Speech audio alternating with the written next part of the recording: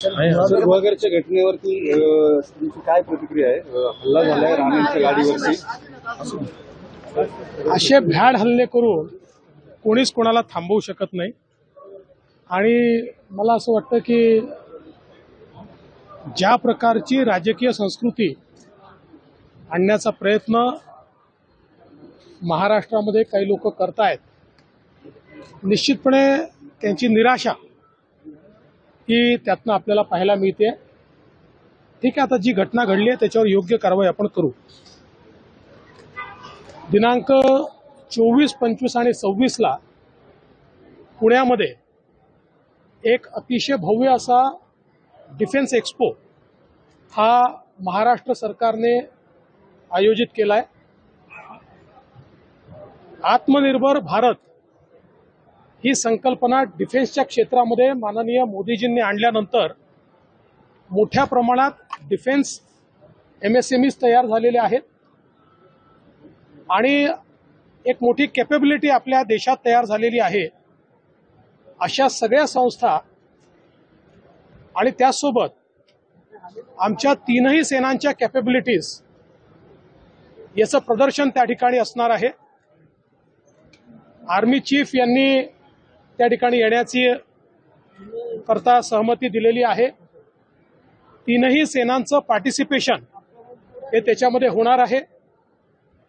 आम्ही माननीय रक्षा मंत्री राजनाथ सिंगजी यांनाही विनंती केली आहे की 24 तारखेला त्यांनी यावं. अजून कन्फर्मेशन यायचं, पण आम्हाला अपेक्षा आहे की ते देखील या ठिकाणी येतील. पण त्यांनी या एक्स्पोला मोठा आशीर्वाद दिला आहे. विशेषतः आज इतक्या मोठ्या प्रमाणात डिफेन्स प्रोडक्शन सुरू असताना महाराष्ट्रासारखं राज्य जिथे 10 ऑर्डनन्स फॅक्टरीज आहेत आणि 5 डिफेन्स PSUs आहेत, एक मोठी इकोसिस्टीम या ठिकाणी तयार झालेली आहे.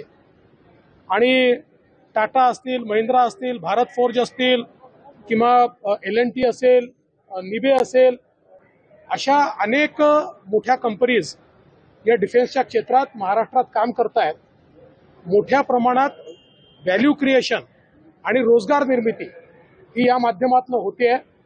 आणि म्हणून ही सगळी इकोसिस्टीम आज महाराष्ट्रात असताना या एक्स्पोमुळे खूप मोठ्या प्रमाणात उद्योजक आपल्याकडे येणार आहेत. गुंतवणूक देखील या ठिकाणी वाढणार आहे. आणि विशेषतः प्रोडक्शन करणारे आणि खरेदी करणारे म्हणजे आर्म फोर्सेस या दोन्हीचा एक प्रकारे एकत्रित अशा प्रकारचा कार्यक्रम या ठिकाणी होतोय. मला असं वाटतं यामुळे डिफेन्स प्रोडक्शनमध्ये, डिफेन्स मॅन्युफॅक्चरिंगमध्ये महाराष्ट्राला एक नवीन अशा प्रकारची दिशा यामुळे मिळेल. आणि पुण्यामध्ये विशेषतः आपल्याला माहिती आहे मागच्या काळामध्ये एक मोठी इकोसिस्टीम तयार झाली आहे, ती अधिक आपल्याला दृढ कशी करता येईल. आणि आता ज्या काही नवीन इंडस्ट्री येत आहेत त्या महाराष्ट्रातच कशा येतील असा हेतू याच्या पाठीमागे आहे. सन्माननीय मुख्यमंत्री महोदय देखील उद्घाटनाकरता याच्या उपस्थित असतील. आपल्या महाराष्ट्राचं जे उद्योग विभाग आहे या उद्योग विभागाने पुढाकार घेऊन आणि याची पूर्ण जी संकल्पना आहे ती केली आहे. आणि आमचा प्रयत्न आहे की MSMEsच्या संदर्भात डिफेन्स मॅन्युफॅक्चरिंगमध्ये आजपर्यंत झालेल्या एक्स्पोमधला सगळ्यात मोठा एक्स्पो हा आम्ही करण्याचा प्रयत्न करतो. पुण्यात पण हल्ला झाला होता पत्रकार निखिल वागळेंवरती. भाजपच्या शहर कार्यकर्त्यांना किंवा पदाधिकाऱ्यांना देखील आपण नाराजी व्यक्त केल्याच्या बातम्या आलेल्या आहेत. पहिली गोष्ट तर अशी आहे की ज्यांना कोणी ऐकत नाही अशा लोकांना मोठं का करतात.